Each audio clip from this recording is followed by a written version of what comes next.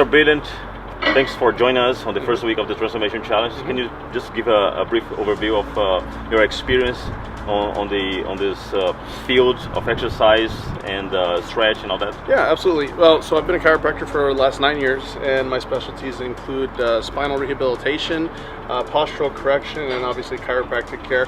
So what I really like to focus on is talking to patients about the importance of proper spinal mobility, stretching, flexibility, because those are the foundational components to making sure that any fitness journey or anything that you're going to begin in that regard is going to be a successful one. For a newbie, I'm just starting this new challenge.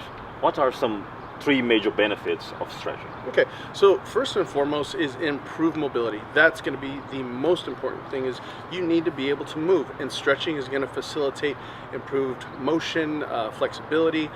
So that's going to be the first and foremost. Second would be improved circulation throughout the body. Once you get the proper amounts of stretching going, you get that blood flow going, you get proper, you get the preparation prior to working out, and that's what's going to help, which is going to bring us to our third point, prevent injury. Stretching is going to help prevent those nagging injuries, and those are the type of things that when we're starting out a new fitness regimen, that can derail everything. So injury prevention is going to be probably the most important thing. When we say stretch, we are very generic, but there are different types of stretch, right? People really do not know the difference between those stretch and when to use one over the other. Yeah. Can you explain that? Yeah. So one of the biggest mistakes that I've seen with my patients and people that I work with is they do the wrong types of stretching at the wrong times of your workout. So what I mean by that is before your workouts, you don't necessarily want to do what's referred to as static stretching, where you're just holding a muscle in place and just pushing against it. That's actually going to be detrimental to your workouts. What you want to do is stretching prior to your workouts that's going to move and prepare the muscle for what you're going to be doing that day. So for example, if you're working legs, you want to do first walking on a treadmill, getting a sweat going, and then something like as simple as walking lunges or just some free squats, preparing the muscles and the joints for what you're going to be doing. And then after your workouts, that's when you want to bring in the static stretching, where you actually hold a muscle and you actually press into it, because you've got plenty of blood flow, everything's circulating, everything's nice and warm.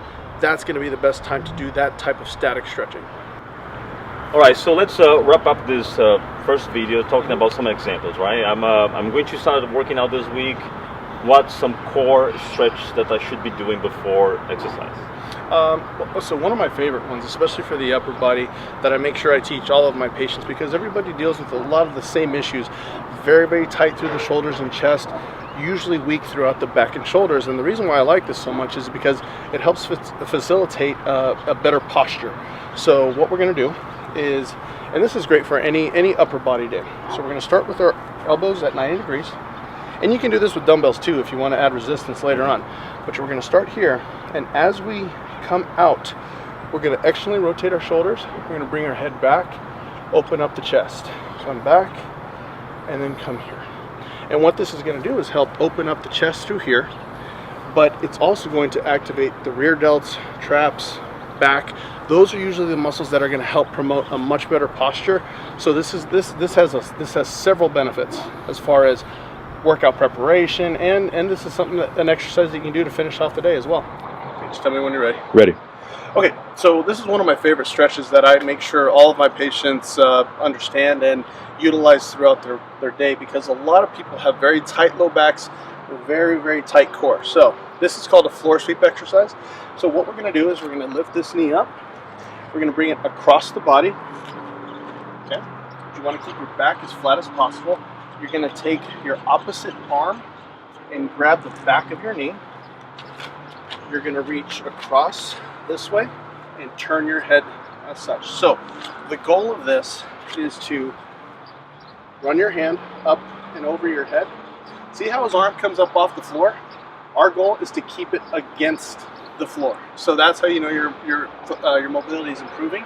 But you also want to make sure that we pull this nice and tight over here, bring it back down across, and make sure you focus on your breathing. It's very, very important to make sure you get a nice big exhale, nice big inhale. Inhale out and exhale. And with every exhale, try and get a little bit deeper into the stretch.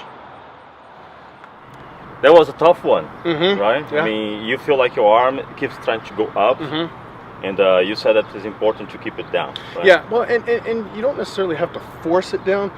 As your flexibility improves throughout your low back, that arm's going to start laying more flush against the floor, and so obviously you want to try and keep it down as best as possible, but don't try and force anything.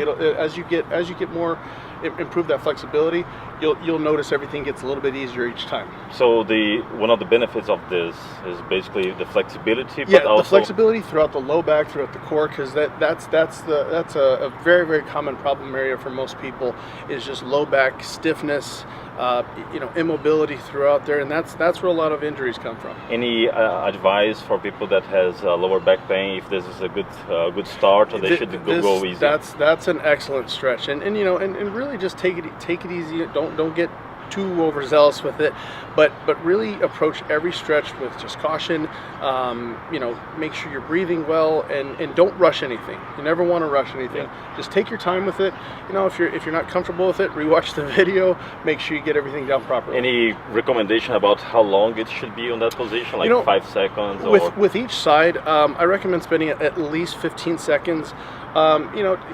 Go with what feels good.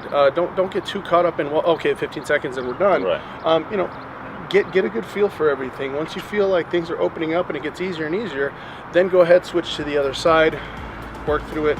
But to give a specific time frame, about 15-30 seconds on each side, that's usually sufficient. All right, everyone, today was great. Now you know how to activate your muscle before and post-workout. You know the importance of stretching. Thank you very much for your time today. I appreciate it. Enjoyed being here. Thank you. And thank you for joining us on the first week. We'll see you the next week, and keep working hard. The way weeks will pay off and the lifestyle change will be even better.